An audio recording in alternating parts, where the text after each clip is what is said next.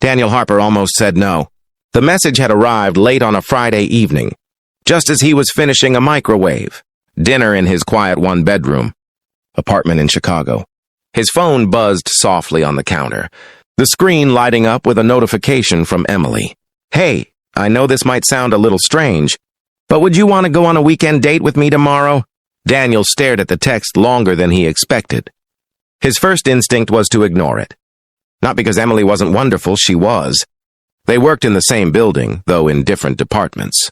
She was kind, quick to laugh, and the type of person who remembered everyone's coffee order. Over the past few months, they'd shared dozens of small conversations in the elevator, a few lunch breaks, and one rain-soaked walk to the train station. But Daniel Harper had learned something after 34 years of life. Getting close to people meant risking loss, and loss was something he understood far too well. He had grown up in foster homes after losing his parents in a car accident when he was 9.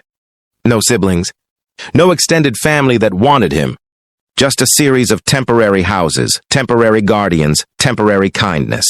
By the time he turned 18, Daniel had learned to rely on one person, himself.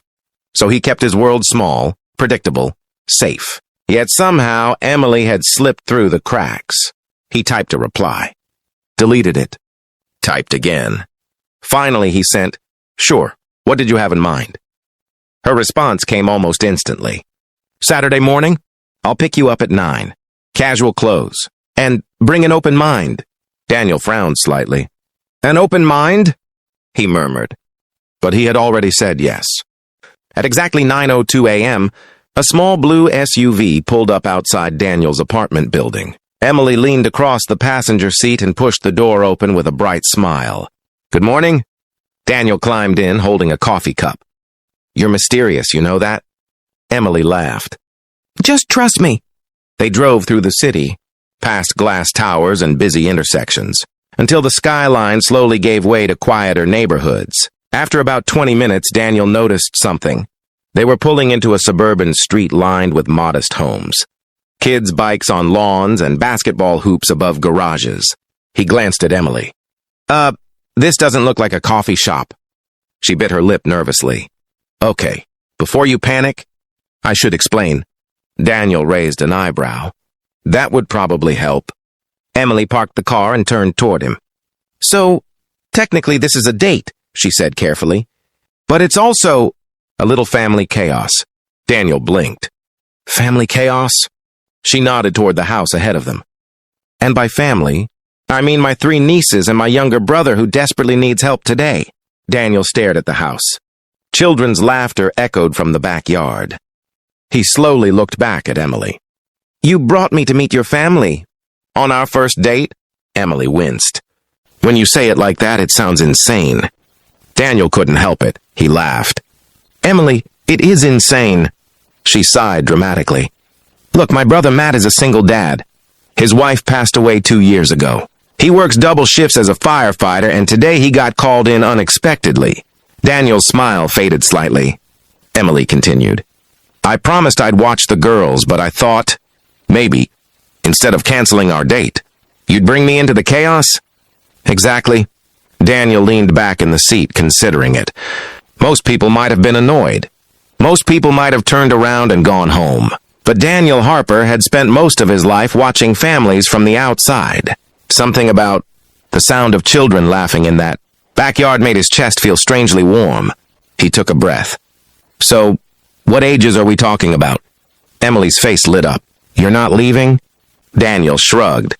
"I said yes to a weekend date." Then he smiled faintly. "Let's see how chaotic it gets."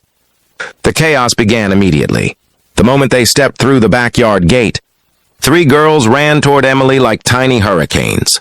"Aunt Emily!" Emily dropped her bag as the girls collided with her in a tangle of hugs. Daniel stood awkwardly nearby, unsure where to put his hands. Emily laughed breathlessly. "Girls, this is my friend Daniel." 3 pairs of curious eyes turned toward him.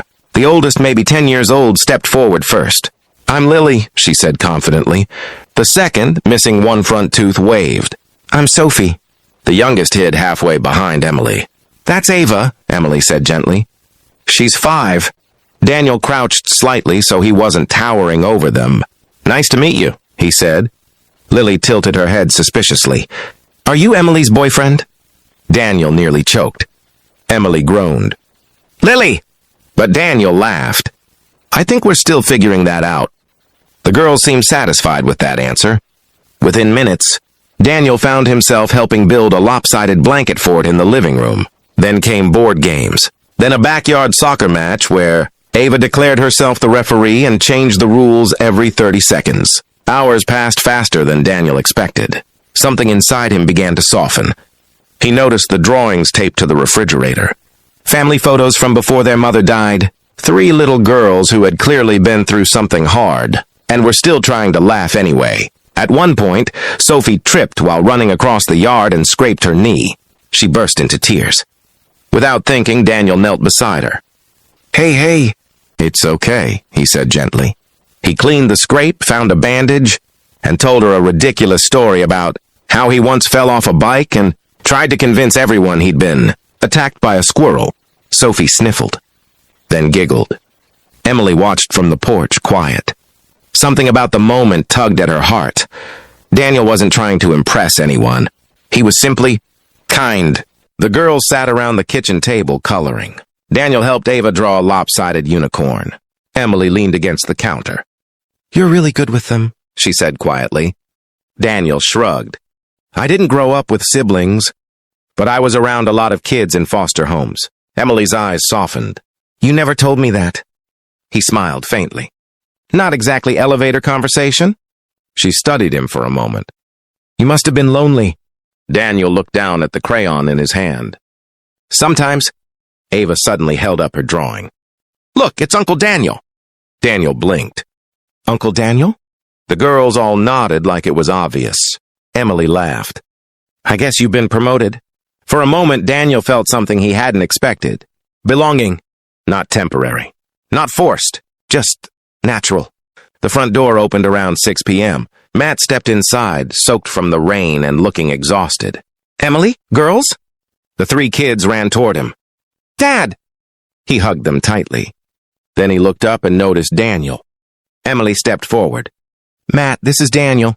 "Daniel, my brother." Matt shook Daniel's hand firmly. "Emily told me you saved the day." Daniel shook his head. "I mostly just lost a soccer game to a 5-year-old. Matt laughed. "Yeah, that sounds about right." He looked around the living room, blanket fort, crayons, empty pizza boxes. Then he looked at his daughters. They looked happy. Really happy. He turned back to Daniel with quiet gratitude. "Thank you." Daniel felt a little embarrassed. "It was nothing." But Matt knew it wasn't nothing. Single parenting had taught him how rare kindness could be.